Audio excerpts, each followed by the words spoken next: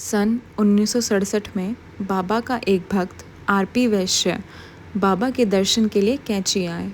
उनका तबादला दिल्ली हो रहा था और उन्होंने बाबा से कहा कि वह पदभार ग्रहण करने से पहले कश्मीर घूमना चाहते हैं।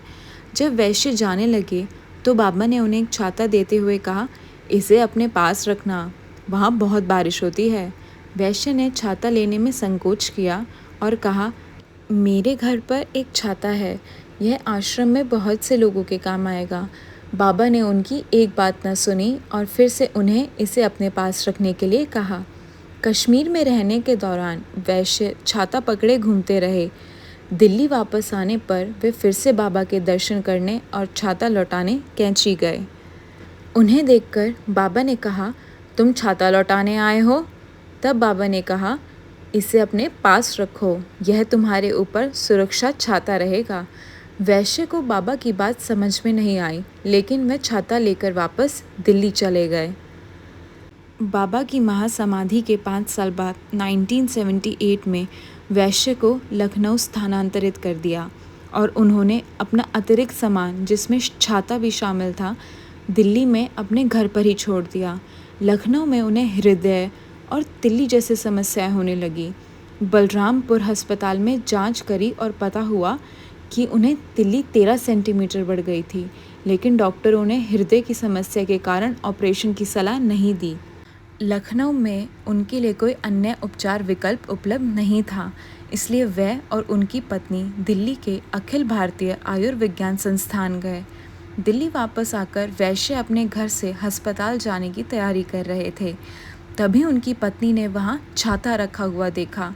उनके मन में विचार आया कि महाराज जी द्वारा उपहार में दिया गया छाता हमेशा अपने पास ना रखने से वह बाबा की सुरक्षा से शायद वंचित हो सकते हैं।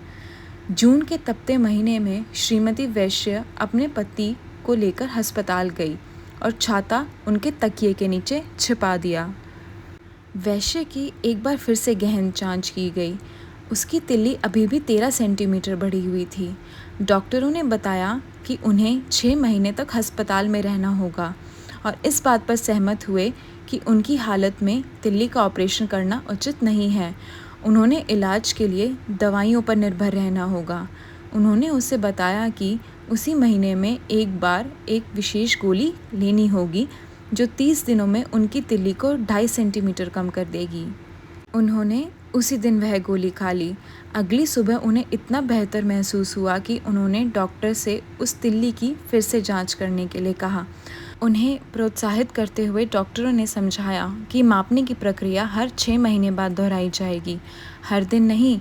वैश्य इससे संतुष्ट नहीं हुए और उन्होंने अपनी पत्नी को मुख्य चिकित्सा अधीक्षक के पास एक विशेष मामले के रूप में उसकी तिल्ली की फिर से जांच करवाने के लिए अनुरोध के साथ भेजा। अधीक्षक ने फिर से इसे मापने का आदेश दिया और परिणामों से पता चला कि उसकी तिल्ली वास्तविक में 13 सेंटीमीटर कम हो गई थी। चूँकि गोली उतनी प्रभावी नहीं थी, इसलिए डॉक्टर ऐसे अचानक हुए बदलाव से हैरान थे। उन्होंने इसके बारे में जब वैश्य से बात की तो उन्होंने अपना छाता निकाला और कहा, इसकी कृपा से। तो अब कल मिलते हैं। आज की कहानी यहीं समाप्त हुई। तब तक के लिए अपना ख्याल रखिए।